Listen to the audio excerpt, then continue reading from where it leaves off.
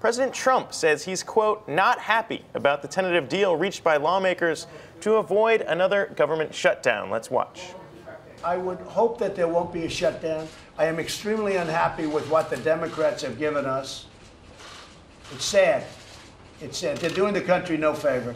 They are hurting our country very badly. But we certainly don't want to see a shutdown.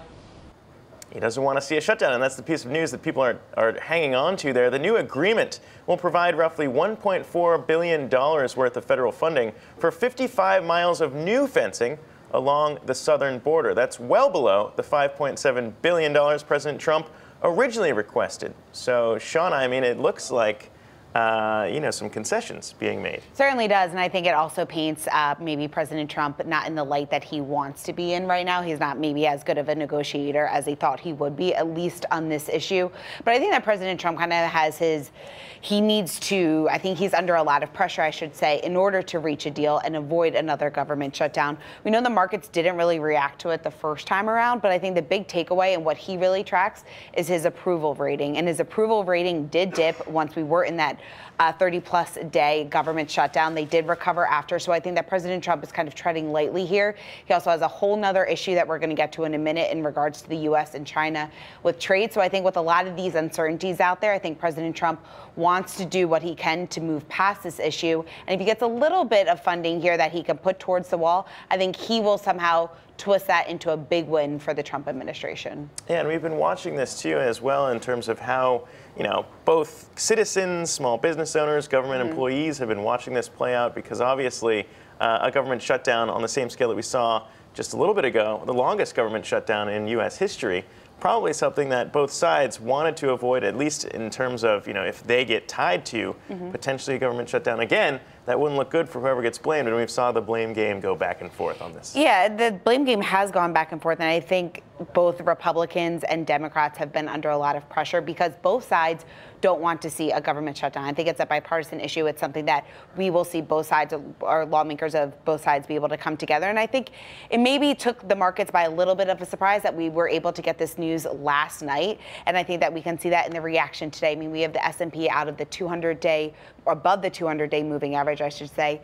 The Dow rallying over 300 points. So I think investors, Wall Street traders I was talking to down on the floor earlier today, are pretty happy with the progress that is being made ahead of the deadline on Friday. And it's, I think, kind of unexpected progress, I guess. Very unexpected. You're right. It did kind of come out of nowhere. But for more on it, I want to check in with Yahoo Finance's Jessica Smith, who joins us from Washington, D.C., with more on what we're seeing out of Washington. Jessica, I mean, the concessions being made here, who do you think is giving up more? Obviously, it's less money than President Trump had requested, but it sounds like he'd be willing to go along with this to avoid a shutdown.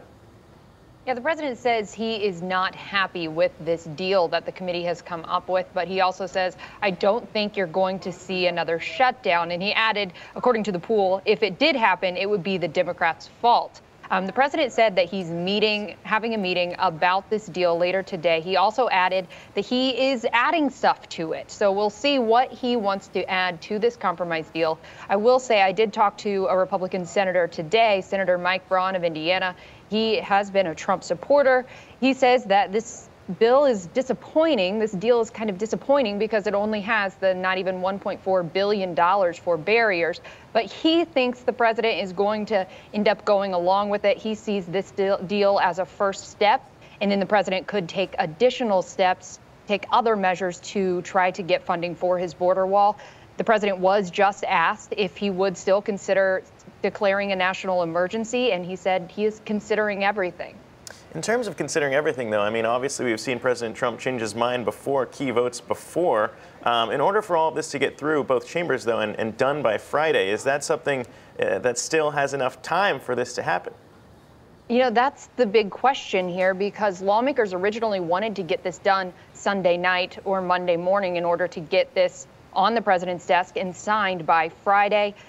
Richard Shelby had said, there are some options out there. He's the top GOP negotiator from the Senate on this committee. He said there are some options. So I think the House and Senate are going to do whatever they can to kind of fast track this process to get this done by February 15th.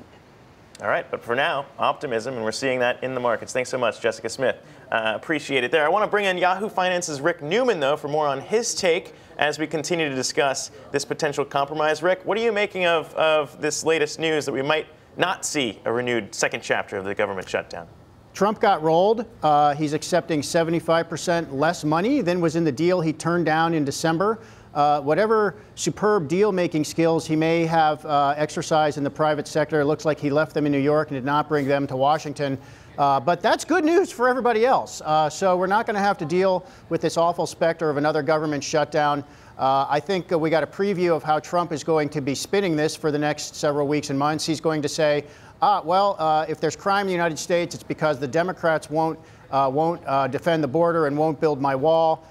Worth noting, I think I think the language in this bill actually will allow Trump to call it a wall. So he's going to be able to say, I got a wall, even if the wall is a relatively small one that covers just a small portion of the border. Well, you mentioned that too. I mean, how much of this spin will be coming in terms of we had seen some kind of shift in terms of finishing the wall is basically kind of the spin that was being put on it. I mean, is it fine for both sides to be claiming victory over avoiding a second government shutdown? You know, I think we all just need to stop talking about the wall, honestly. I mean, this is not a priority for the majority of Americans, and I think it's definitely not something Democrats really want to talk about. I mean, they want to be talking about health care, income inequality, ways to fix these problems, the environment, the Green New Deal, and of course, the first few weeks of the House's Democrats control the House has been dominated by the shutdown talks over border security. So. I think Trump is going to continue to talk about it. I mean, this has been a core issue for him since he declared his presidential candidacy in 2015. It was the main takeaway from his very first speech at Trump Tower. So he's going to continue talking about this. And maybe for Trump, it even gives him, the ability to sort of politic and demagogue this into the 2020 campaign, because he can say, you need to reelect me so I can finally get the wall built, even though I didn't get it built in the first few years. Sure. I think that's what we're going to hear, but I think a lot of us will just be happy to move on.